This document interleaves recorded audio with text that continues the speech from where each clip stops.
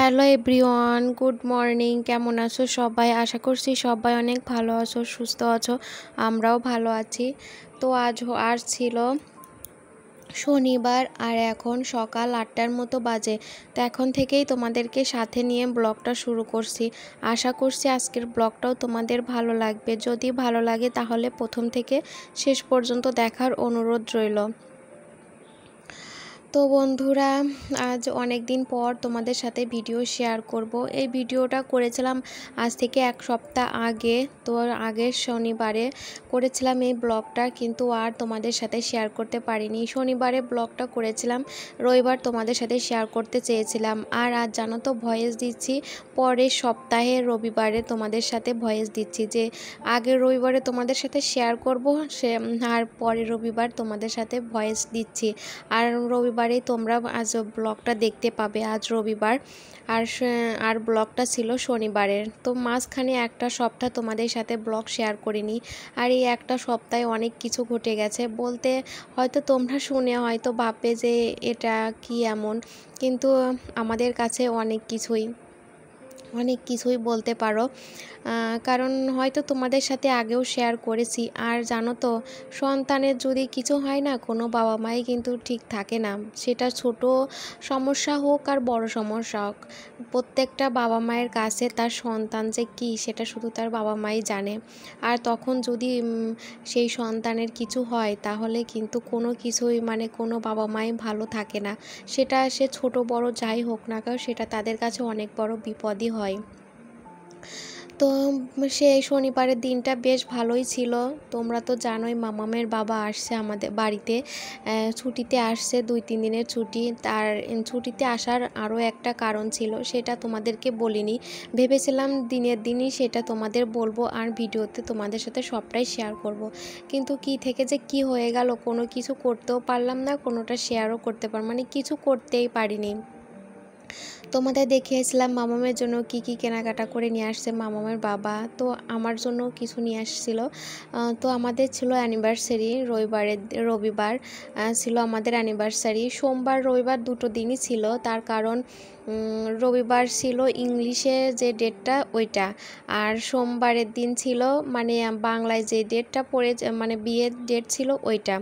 তো মামামের বাবা ওই সোমবার পর্যন্ত ছুটি নিয়ে আসছিল, যে সোমবার বিকেলে আর কি চলে যাবে। তো আমরা ঠিক করেছিলাম যে ইংলিশ ডেটটাতে আমরা সেলিব্রেট করব আমাদের ভাইবি আসছে যে অ্যানিভার্সারি, সেটা আমরা সেলিব্রেট করব রবিবারে। তো সেভাবেই আমাদের প্ল্যান ছিল, অনেক কিছু আগে থেকে আমরা প্ল্যান করে রেখেছিলাম। তো সেভাবেই আর কি করব ভেবেছিলাম, কিন্তু কি ভাবনা আর কি কাজ, ভাবলেই কি আর সবটা সত্যি হয়? তো কি জানি না ভগবান কেন আমাদের সাথে এমনটা করলো। সেইগুলো পরের ব্লগেই তোমাদের সাথে শেয়ার করব, কেন কি কারণে সেটা তোমাদের সাথে পরের ব্লগে শেয়ার করব। তো সেই দিনটা আমাদের ছিল অ্যানিভার্সারি, সেই দিনে আমরা সেলিব্রেট করতে চেয়েছিলাম কিন্তু পারিনি। সেই রবিবার থেকেই শুরু হয়ে যায় মামামের জ্বর। রবিবার ভোর থেকে মামামের জ্বর শুরু হয়ে যায়। তো যেহেতু সন্তানের শরীর খারাপ, সেখানে আমরা আমাদের অ্যানিভার্সারি কিভাবে সেলিব্রেট করব বলো, তোমরাই বলো। আর মামামের জ্বর আসে রবিবার সকাল থেকে, আর আমার আসে হলো ওই রবিবার দুপুর থেকে। তার আগে জানো তো, ওই যে বুধবার রাতে আর কি বাবার জ্বর আসছিল, আমার শ্বশুর মশাইয়ের কাজে গিয়েছিল। তো ওইখান থেকে রাতে যখন বাড়িতে আসে তখনই জ্বর।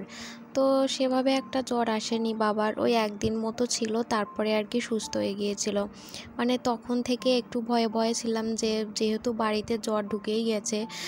তো মাম্মামকে একটু দেখে শুনে রাখার চেষ্টা করছিলাম, সব সময় দেখে শুনে রাখি, তারপরও বাড়িতে যেহেতু জ্বর ঢুকে গেছে সেটা আর কীভাবে আটকাবো। ওই যে মাম্মামেরও চলেই আসলো। আর এখনকার জ্বর এতটা মারাত্মক, কি বলবো তোমাদের, একটা সপ্তাহ যে আমাদের কিভাবে কেটেছে কি বলবো তোমাদের, এতটা কষ্ট যন্ত্রণা দিছে এই জ্বরে। যেমন মাম্মামের তেমন আমি মাম্মামের নিজের কষ্ট এতটা হয়েছে, কি বলবো তোমাদের, মানে তারপরও মেয়ের খেয়াল তো রাখতেই হবে।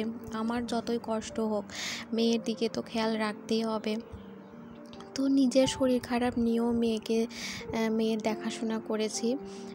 তো তো সেটা তো করতে হবে। আর আমার মামাম সোনার এবার জানো তো জ্বরটা একটু বেশিই চলে আসছিলো, 103 উঠে গিয়েছিল জ্বর। মানে ওকে ওর দেখাশোনা সবাই মিলে ওকে দেখাশোনা করব নাকি আমারই দেখাশোনা করবে। আর তার মধ্যে মামামের বাবাও বাড়িতে ছিল, এই জন্য আরও একটু ভালো হয়েছে। কারণ কি, যেহেতু আমারও তো মানে শরীর খারাপ ছিল, তো মামামকে অনেকটা টাইম মামার বাবাও দিছে। আর মা তো ওইদিকে রান্না বান্না নিয়ে ব্যস্ত, আরও অনেক কাজ থাকে। তার মাঝে মাঝে মামামকে জল দেওয়া আমাকেও দিছে একবার। মানে এর মধ্যে থেকে এই কয়টা দিন যে কিভাবে কাটিয়েছি কি বলবো তোমাদের। তো একটা সপ্তাহ পর জানো তো একটু একটু করে আর কি দুজনেই ভালো হচ্ছি।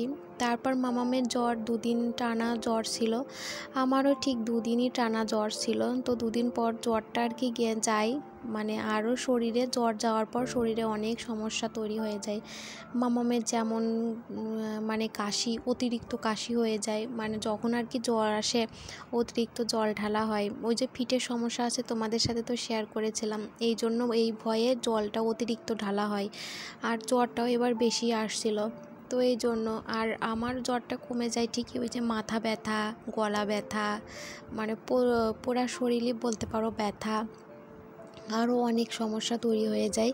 তো সেগুলো সব কিছু কাটতে কাটতে প্রায় একটা সপ্তাহরও বেশি লেগে যায়। এই যে আজ তোমাদের সাথে ভয়েস দিচ্ছি, তো অনেকটাই ঠিক আছি, তারপরও ঠান্ডাটা এখনও কমেনি, মুখের তিতা ভাবটা এখনও আছে। কোনো কিছু খেতে পারতেছি না।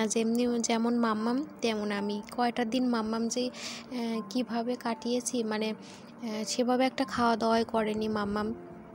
ওই যে একটু একটু করে, মানে রাতে যদি 2 গাল ভাত খেয়েছে, দুপুরে 2 গাল, এইভাবেই গেছে।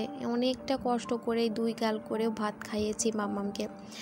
তো মাম্মাম এখন একটু ঠিক আছে, আমিও এখন একটু ঠিক আছি। তো ভাবলাম তাহলে এখন থেকেই তোমাদের সাথে ব্লগ শেয়ার করা শুরু করি। আর কদিন এভাবে থাকবো, আর ভালো লাগছিল না। আর যেহেতু এখন একটু মাম্মাম ভালো আছে, তো ভাবলাম তাহলে এখন থেকে আর কি শুরু করা যাক।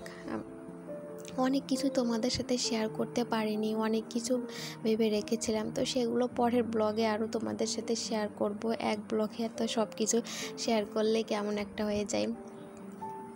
তো এটা ছিল শনিবারের ব্লগ। শনিবারে অনেকটাই খুশি ছিলাম, অনেক খুশি নিয়ে সংসারে কাজকর্ম করছিলাম।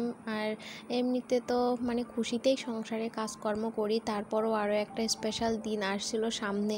তার সাথে মামামের বাবাও বাড়িতে ছিল, আর মামামের বাবা বাড়িতে থাকলে তো আমার কাজের এনার্জি মনে হয় একটু বেশিই বেড়ে যায়, অনেকটাই ভালো লাগে জানো তো। তো এই জন্য তো খুশি নিয়েই সংসারে সব কাজকর্ম করছিলাম, আর তোমাদের সাথেই শেয়ার করছিলাম সমস্ত কিছু যা যা করছিলাম, সবটাই তোমাদের সাথে শেয়ার করছিলাম। তো পরের দিন যে এমনটা আমাদের সাথে হবে কোনো দিন ভাবতেও পারিনি। তো যাই হোক, কি আর করব। তো যেটা আর কি ভাগ্যে থাকবে সেটা তো হবেই, সেটা তো আমরা কেউ আর খণ্ডাতে পারবো না। তো যাই হোক, এবছরও হলো না, তো সামনের বছর দেখা যাক, আবার চেষ্টা করব। আসতেই তো থাকবে প্রত্যেক বছর, তো চেষ্টা করব। তো দেখো অনেক কাজকর্মই তো করে নিলাম। আর এইদিকে এই যে সকালের কাজ, এখন প্রায় 12টা 12:30 বেজেই গেছে। এখন বৃষ্টি হচ্ছে, আর বৃষ্টির মধ্যেই কাজ করতেছে মাম্মামের বাবা ছাতা মাথায় দিয়ে, ওই যে সিঁড়ির কাজ করতেছে। তো ওই যে আমাদের তো ছাদে ঘর হচ্ছে, তোমরা তো জানোই, তো সিঁড়ি তো করতে লাগবে, তো সিঁড়ির কাজই চলছে এখন। পুরোটা এখনই কমপ্লিট হবে না, ওই মানে একটু আর কি করে রাখবে। এই যে লোহার যে এগুলোকে কি বলে, অ্যাঙ্গেল, তো এগুলো দিয়েই সিঁড়ি বানানো হবে, ঢালাইও দেওয়া হবে। তো এখনই না, শুধু এখন এই যে ওইভাবে একটু খাড়া করে রাখছে, মানে আগের সিঁড়িটা তো খুলে ফেলেছে, তো ছাদে তো আমাদের উঠতেই হবে, তো এখন আপাতত এইভাবে করে রাখছে আর কি। তো তারপর এই যে দেখো এর মাঝখানে তো অনেক কাজ করে নিয়েছি, সেগুলো তো তোমরা দেখতেই পেলে, বলতে আর পারলাম না, অন্য কিছু তোমাদের সাথে শেয়ার করছিলাম। তো তোমরা আমার পাশে থেকেও এই কটা দিন তোমাদের সাথে ব্লগ দিতে পারিনি, জানি না তোমরা আমাকে ভুলে গেছো কি না। তো তোমাদের কাছে অনুরোধ, আমার পাশে থেকেও আমাকে যেমন ভালোবাসা দিতে অবশ্যই সেরকম ভালোবাসাটাই দিও। আবার শুরু করছি বলতে পারো নতুন করে। একটা বিপদ কাটিয়ে নতুন করে আবার শুরু করার চেষ্টা করছি।